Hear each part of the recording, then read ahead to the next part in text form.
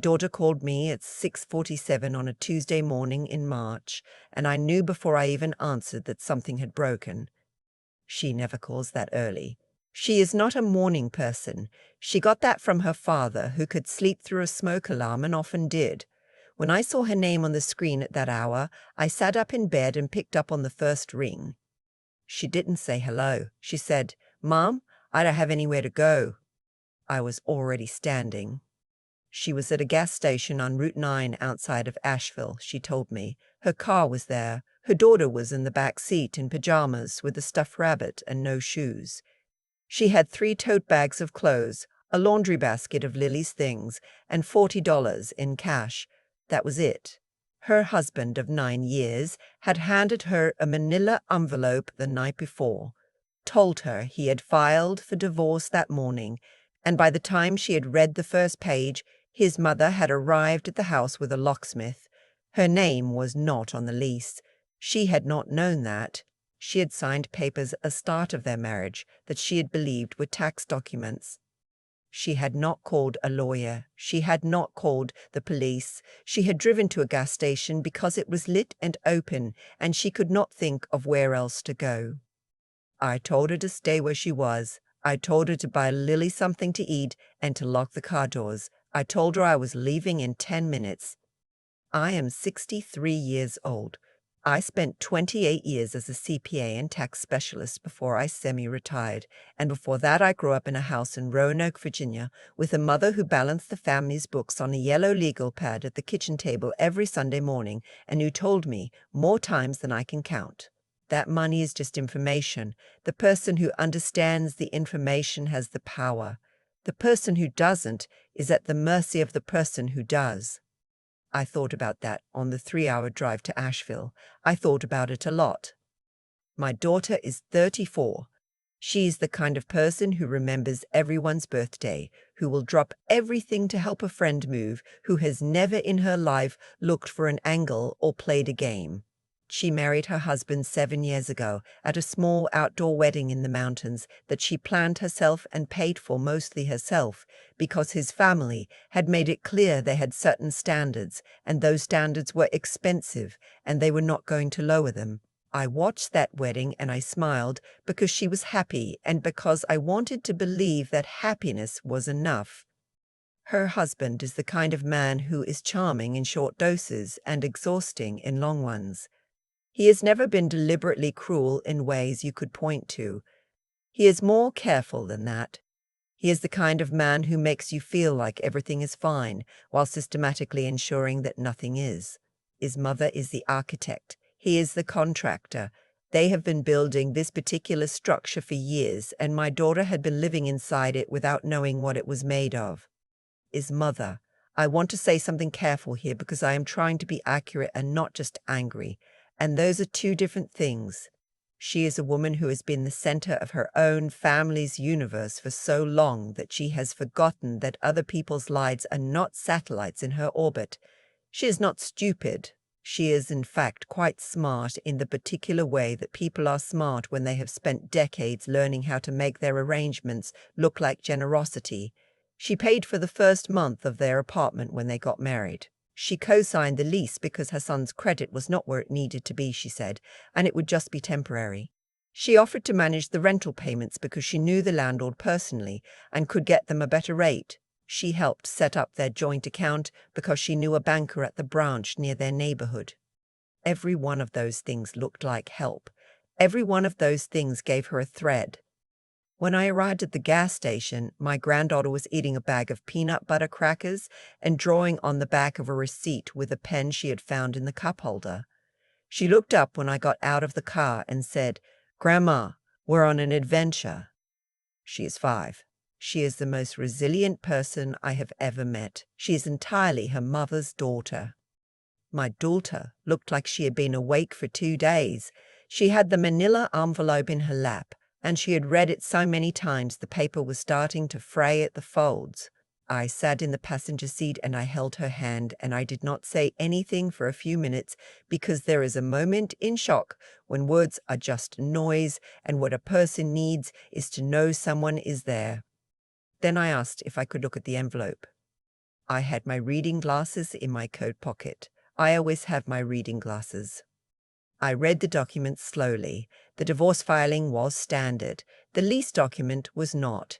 The lease had been signed in his name only, which is legal, but there was a notation in the margin of the copy she had been given, a number I didn't recognize, and an address.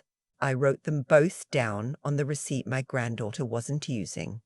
There was also a document I recognized immediately as a quitclaim deed. It was for a property in Weaverville, a small town about 20 minutes north of Asheville. My daughter's name was on it, or rather, it had been on it. There was a signature line with her name printed beneath it, and a signature that looked close to hers but wasn't, and a notarization date from 8 months ago. I looked at that for a long time. I asked her one question. Did she sign anything about a property in Weaverville 8 months ago? She said no. She didn't know about any property in Weaverville. I folded the documents back into the envelope, and I looked out the windshield at the gas pumps and the road and the mountains going blue in the early morning light. A truck was pulling out onto Route 9. A woman was walking her dog along the service road that ran behind the station. "Okay," I said, "you're coming home with me. My house is a 4-bedroom in Hendersonville that I have lived in for 18 years. The guest room was made up by 9 o'clock.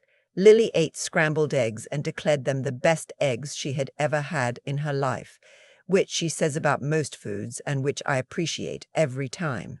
She fell asleep on the guest bed at 10:30 with the stuffed rabbit tucked under one arm and an old quilt of my mother's pulled up to her chin. My daughter sat at my kitchen table, and I poured coffee, and I let her talk. She told me the whole of it. The lease she had never questioned because the apartment had always felt like theirs, even if the paperwork was his. The joint account that his mother had helped set up and that his mother occasionally transferred money into, she'd said, to help with expenses. The property in Weaverville that she had no memory of, no knowledge of, nothing. The signing of papers she had been told were refinancing documents for a car loan his family was helping them with, signed at a kitchen table at his mother's house 14 months ago. Not 8 months ago, as the notarization said. I got out the legal pad I keep in the kitchen drawer and I wrote all of it down. Then I told her I needed access to every financial document she could get her hands on, bank statements, tax returns from their joint filings, any emails from his mother about money or property, any texts, anything. She looked at me the way my son looked at me when he was 16, and I told him he was grounded and he couldn't understand why. Not angry, just not quite believing it had come to this. "I just want to get through this," she said. "I don't want to make it into a big thing. I don't want Lily in the middle of something." "I understand that," I said, "but someone signed your name on a property deed 8 months ago, and that is already a big thing. We didn't make it one. We're just deciding whether to see it clearly." She pulled the bank app up on her phone and handed it to me. I spent the next 3 days at my kitchen table with a highlighter, a calculator, and my reading glasses. Lily watched movies in the living room and drew elaborate pictures of horses and helped me water the plants on the back porch, and told me at breakfast one morning that she thought our house smelled like coffee and clean laundry, and that she wanted to live here forever. I told her she could visit as long as she wanted. What I found in those bank statements took me the better part of an evening to understand, not because it was complicated, but because it had been designed to look simple. Over the course of 4 years, transfers had been made from their joint account to an account I didn't recognize, averaging between $600 and $1,200 a month. They were not regular. They fell on different days, different amounts, the kind of pattern that wouldn't raise a flag unless you were looking for one. Over 4 years, they came to just over $41,000. The account number was on none of the statements in any labeled way. I pulled it from a PDF of a transferred receipt my daughter had photographed as part of a household budget she had been keeping on her phone. I have a contact at a title company I have worked with professionally for 15 years. I called her and I asked about the property in Weaverville. The property was a two-bedroom house on just under an acre that had been purchased 3 years ago. The deed at purchase listed two owners, my son-in-law and his mother. 14 months ago, a quitclaim deed had transferred my daughter's supposed half-interest, an interest she had never known she had, which is its own kind of problem, to his mother outright. The notarization on that transfer was dated 8 months ago. The notary's license number was on the document. I looked up the notary. She was a woman whose home address was in the same zip code as my son-in-law's mother. I sat back in my chair and looked at the ceiling. Then I called a woman named Constance Briggs. Connie and I met at a continuing education conference in Charlotte 20 years ago and spent 4 hours at the hotel bar arguing about depreciation schedules and discovered we had nearly identical approaches to forensic accounting. She went on to build one of the better family law financial consulting practices in Western North Carolina. I have referred clients to her for 15 years. I called her at 8 in the morning, which I would not have done for anyone else. I laid it out, the forged signature on the quitclaim deed, the transfers to the unknown account, the timeline, the notary who lived in the same neighborhood as his mother. She was quiet for a moment. The signature issue alone is serious, she said. But the account transfers are where this gets interesting. Do you know whose account that is? Not yet. How much time do you have? As long as it takes, I said. What I had, it turned out, was more than I had expected. Connie had access to business registration records that I didn't, and within 48 hours she had identified the account as belonging to an LLC registered in North Carolina. The LLC's registered agent was my son-in-law's mother. The LLC had been formed 2 years after my daughter's wedding. I wrote all of it on the legal pad in the kitchen, and I looked at it for a long time. I want to say something honestly here because I think it matters. I was not angry when I found this. Anger is a feeling I have learned to put down quickly because it costs me clarity, and clarity is the only currency that works in situations like this. What I felt was something colder and more deliberate. This woman had spent years setting up the architecture of a financial arrangement designed so that if the marriage ended, her son would walk away intact, and my daughter would walk away with tote bags and a gas station, $40. She had forged a signature on a legal document. She had funneled marital money into her own business account, and she had done it quietly enough, carefully enough, that my daughter had never seen it coming. I asked Connie to look into whether this was the first time. It took her 2 days. My son-in-law's mother had been married once before her current marriage. The previous husband, a man who now lived in Knoxville, had contested the divorce on financial grounds. He had alleged that marital funds had been moved to a business account that had been opened in the months before she filed. The case had been settled confidentially. The terms were sealed. The previous husband had relocated to Tennessee and, as far as Connie could tell, had not remarried. Connie and I sat on a phone call for a moment of silence after she told me that. "She has done this before," Connie said. "Yes," I said. "She did not think anyone would be looking." We brought 3 things to the family law attorney Connie referred us to. A woman in Asheville who has been practicing for 22 years and who did not blink once during our first meeting, which I took as a very good sign. First, a claim that the quitclaim deed signed 8 months prior was invalid on its face due to a forged signature, and a request for an investigation into the notarization, which appeared to have been performed by someone with a direct personal connection to the benefiting party. Second, a forensic accounting claim documenting $41,000 in transfers from the marital account to an LLC solely controlled by his mother, with a demand that those funds be treated as marital assets subject to equitable distribution under North Carolina law.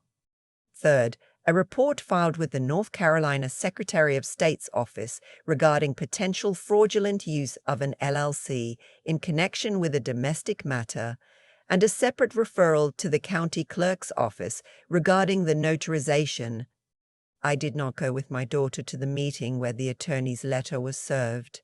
I stayed home with Lily, and we made biscuits from scratch, and she sat on the counter and measured the flour and told me very seriously that she thought cooking was actually just science, and that she was good at science. I told her she was right on both counts. My phone rang while the biscuits were in the oven. It was my daughter.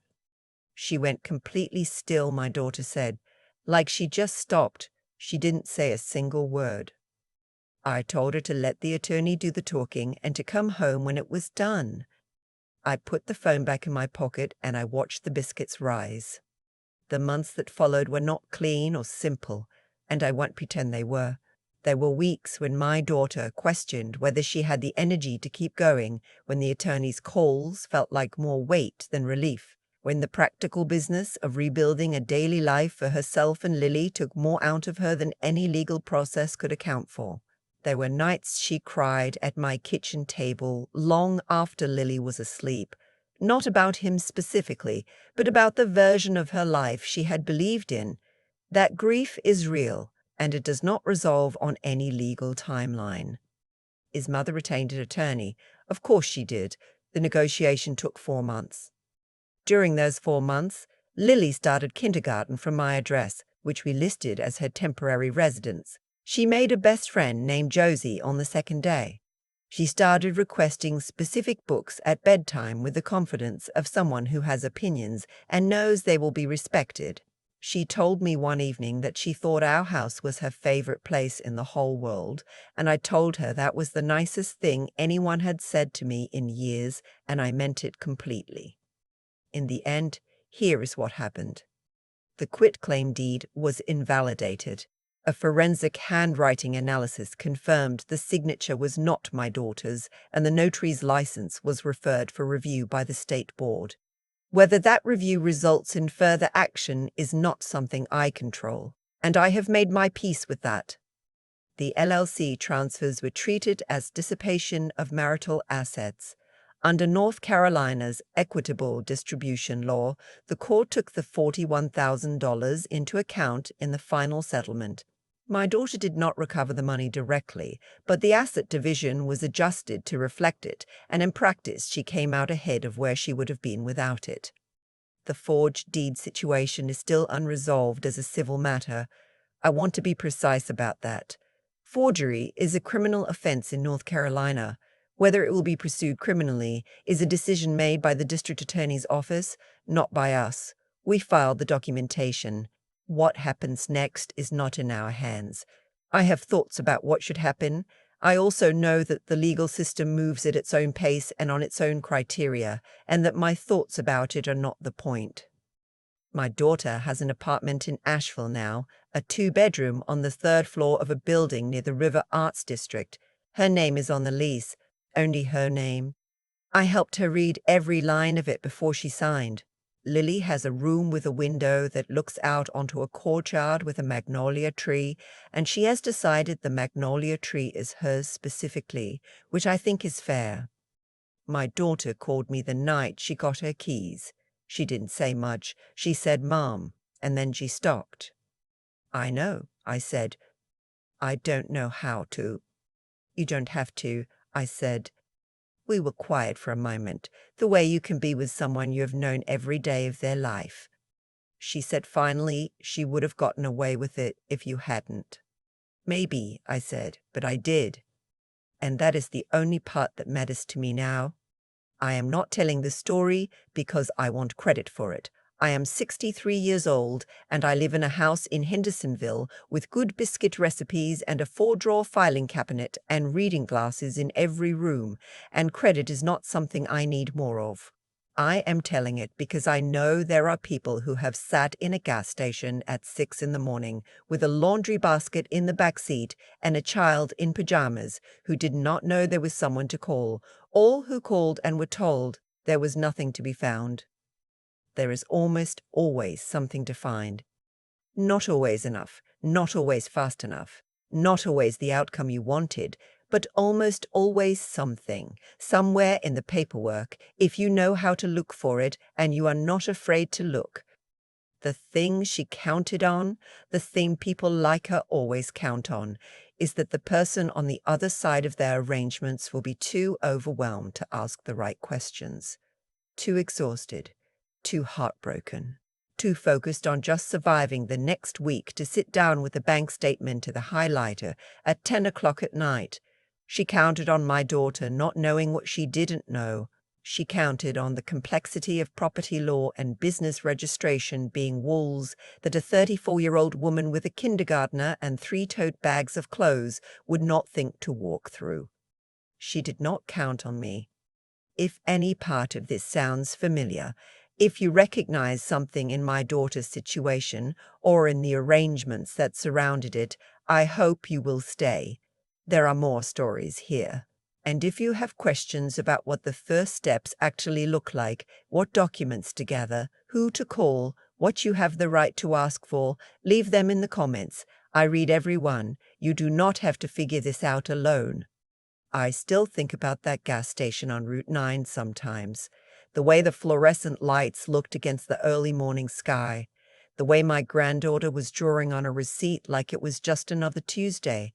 Children adapt in ways that break your heart and restore it at the same time.